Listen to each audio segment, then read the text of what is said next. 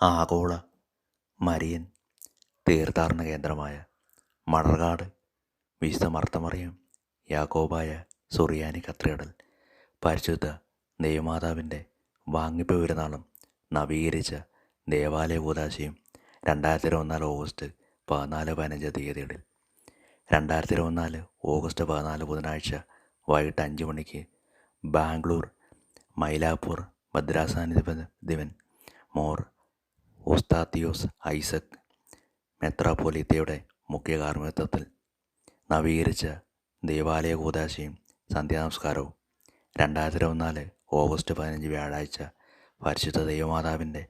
വാങ്ങിപ്പ് പെരുന്നാൾ രാവിലെ 7 മണിക്ക് വിശുദ്ധ മൂന്നന്മേൽ കുർബാന ഹോണവർ മിഷൻ മെത്രാപ്പൊലീത്ത